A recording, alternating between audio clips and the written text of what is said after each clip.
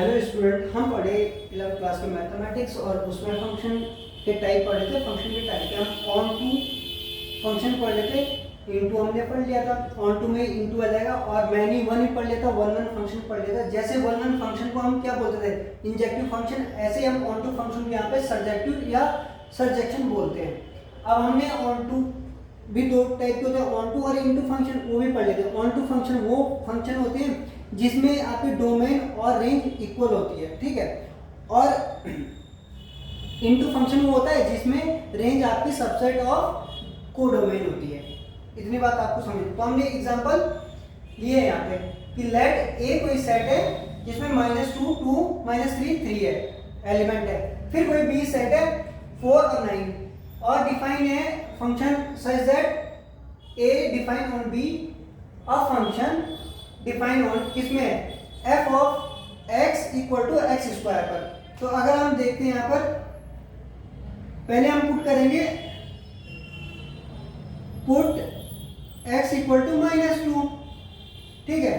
तो अगर आप x की जगह -2 रखते हैं तो f ऑफ -2 और फंक्शन में भी क्या है -2 का होल स्क्वायर कितना आएगा। अब जिसका होल स्क्वायर होता है वो हमेशा पॉजिटिव नंबर देता है, जिसके ऊपर भी स्क्वायर होगा वो हमेशा पॉजिटिव नंबर देगा, यानी कि 4, ठीक है। नाउ अब पुट करते हैं 2, तो 2 पुट करेंगे तो f ऑफ +2 का स्क्वायर कितना आएगा, ये भी 4 ही आएगा। तो हम अलग अलग दो एलिमेंट डाल दें और सेम इमेज मिल रही है ना। तो ये तो हमारे मेन्यू वन का भी एक एग्जांपल हो गया, मेन्यू वन का हो गया। फिर देखते हैं -3 डोमेन है, ए वाला तो डोमेन हो गया, -3 similarly put x equal to -3। तो जहां जहां पर हमारे पास क्या है x है वहां पे हम -3 पुट करेंगे, तो f ऑफ -3 इक्वल टू -3 का होल स्क्वायर जब ओपन करेंगे तो कितना आएगा +9, क्योंकि जब हम स्क्वायर करते हैं तो पॉजिटिव नेगेटिव साइन गायब हो जाता है, कट जाता है। फिर हम पुट कर रहे हैं पुट x इक्वल टू +3, तो x की जगह हम 3 रख देंगे, 3 और +3 का होल स्क्वायर, ये भी 9 आ रहा है। तो ये भी क्या हो गया मैनी वन, यानी कि दो अलग अलग एलिमेंट रख रहे हैं और सेम हमें मिल रहा है। तो यहाँ पे हम देख सकते हैं, इमेज से देखते हैं ऐसे, ये सेट A है, सेट B है, ठीक है, -2 है, 2 है, -3 है और 3 है। और जब हम इसमें रिलेशन या फंक्शन बना रहे हैं तो रिलेशन इनका क्या है, जो हमारे पास है f और क्या दिया है स्क्वायर का, f ऑफ x जो मशीन है हमारे पास वो स्क्वायर वाली है। तो जब हम इसको कर रहे हैं -2 को रख रहे हैं, +2 को रख रहे हैं, तो हमें सेम इमेज मिल रही है जो कि 4 है। जब हम -2 और -3 और +3 को देख रहे हैं तो भी हमें सेम इमेज मिल रही है 9। तो ये आप देख रहे हो डोमेन जो है, कोडोमेन जो है, कोडोमेन में कितने एलिमेंट है, 2, और दोनों ही रिलेशन में है, दोनों ही रिलेशन में है। इसका मतलब क्या है, इसकी रेंज कितनी हो गई, इसकी रेंज हो गया हमारे पास 2, 4 और 9, ये इसकी रेंज हो गई, ठीक है। अगर इसकी रेंज है तो इसका कोडोमेन क्या है, कोडोमेन भी तो इसमें सेम ही है। कोडोमेन में क्या है, कोडोमेन में इसकी क्या है 4 और 9, यही है। तो यहाँ पे तो सेम आ गई, और जहां पर हमारे पास रेंज और कोडोमेन सेम होता है उसे हम क्या बोलते हैं ऑन टू फंक्शन। तो हमारे पास हो गया रेंज इक्वल टू कोडोमेन।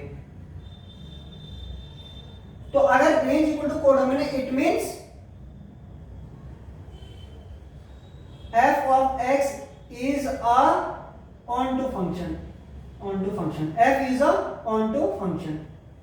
तो ये कौन सा फंक्शन हो गया onto, तो ये फंक्शन हो गया onto। रेंज और कोडोमेन हमारे पास सेम आ गया है, ठीक है। तो ये हो गया हमारे पास onto फंक्शन। अब देखते हैं हम सेकंड वाला example, a function f such that natural number से नेचुरल नंबर पे डिफाइन करना है by defined by f of x equal to 7x। यहाँ पे ध्यान से देखना, जब आप नेचुरल नंबर तो 1 से शुरू होते हैं, पुट x इक्वल टू 1, आप x इक्वल टू 1 पुट करेंगे तो आपको क्या मिलेगा, जहां जहां पर आपके पास x और 1 पुट करते जाओ तो 7 इंटू 1 यानी कि 7 मिल गया। ठीक है, फिर आप x इक्वल टू 2 पुट करो, क्योंकि natural number two natural number है तो हम पॉजिटिव नंबर लेंगे 1 से। यहाँ पे पुट करा तो f of 2 equal to 2 into 7 कर सकते हैं और ये आ गया 14। ठीक है, फिर हम कर रहे हैं पुट x इक्वल टू 3, तो f ऑफ 3 और 7 इंटू 3 ये हो जाएगा 21। यहाँ पे मैंने थोड़ा सा आगे पीछे लिख दिया, लेकिन आप लिख सकते हो, ऐसी कोई बात नहीं, मल्टीप्लिकेशन में है क्या, ये 7 इंटू 2 14, तो ये आ गया 23। अच्छा, ये तो चलता जाएगा, आप इधर से नेचुरल नंबर फिल करते जाएंगे और ये नेचुरल नंबर मिलते जाएंगे आपके पास। अब देखना ये है, अब नेचुरल नंबर पे ही डिफाइंड है तो सारे नेचुरल नंबर पे डिफाइंड होना चाहिए था, लेकिन ये सारे नंबर पे नहीं है। अब 7 के बाद सीधा आपको 14 मिल रहा है और फिर 14 के बाद आपको 21 मिल रहा है जब आप 1 2 पुट कर रहे हो, और जबकि सारे नेचुरल नंबर होने चाहिए डोमेन में। अब ग्राफ से देखेंगे, यानी कि फिगर से देखेंगे, मैपिंग से, ये n है इधर, फिर दूसरा कोई हमारे पास सेट है इधर। ठीक है, और ये भी नेचुरल नंबर का सेट है, डिफाइन है f ऑफ x 7x है। ठीक है, 7x है। अब इधर डोमेन में हम क्या रखा है, 1 2 3 4 5 6 ऐसे पुट करते जाओ और हमें क्या मिल रहा है, 7 14 और 21। ये बन रहा है 7 के साथ रिलेशन, ये बना रहा है 14 के साथ रिलेशन, ये बना रहा है 21 के साथ रिलेशन, और ऐसे हमें रिलेशन मिलते जाएंगे। ठीक है,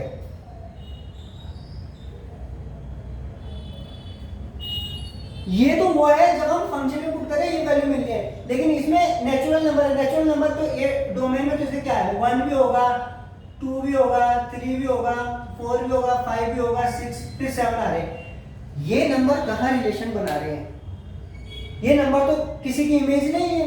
अगर ये नंबर किसी की इमेज नहीं है तो ये तो कोडोमेन है, और रेंज क्या है, रेंज तो 7 14 21 हो गया।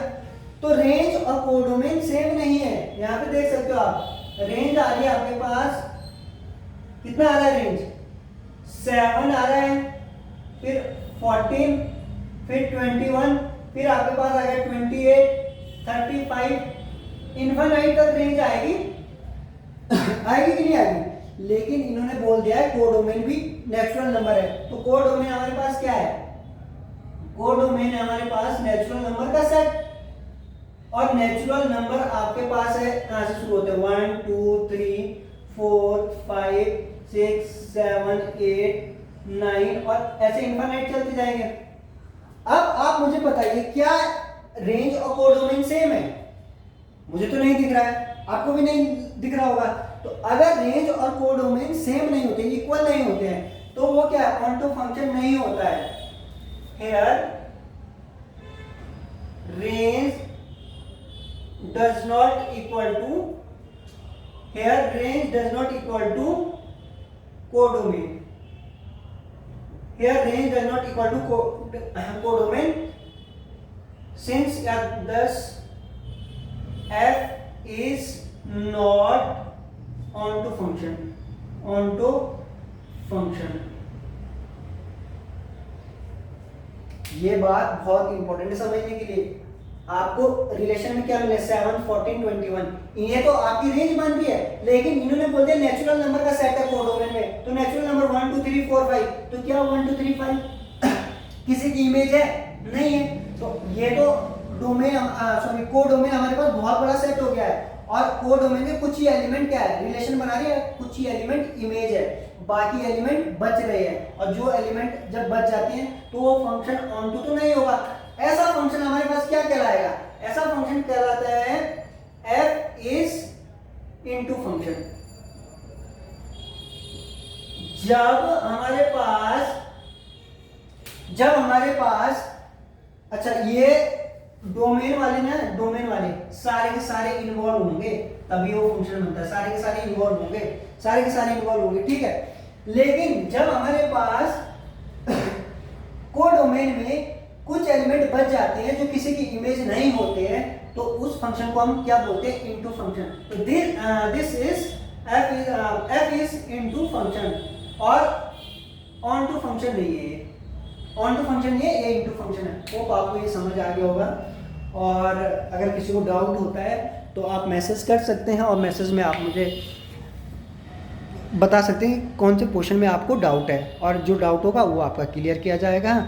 और पढ़ते रहिए, सपोर्ट कीजिए, लाइक कीजिए, शेयर कीजिए, चैनल को सब्सक्राइब कीजिए और पढ़ते रहिए। जय हिंद, जय भारत।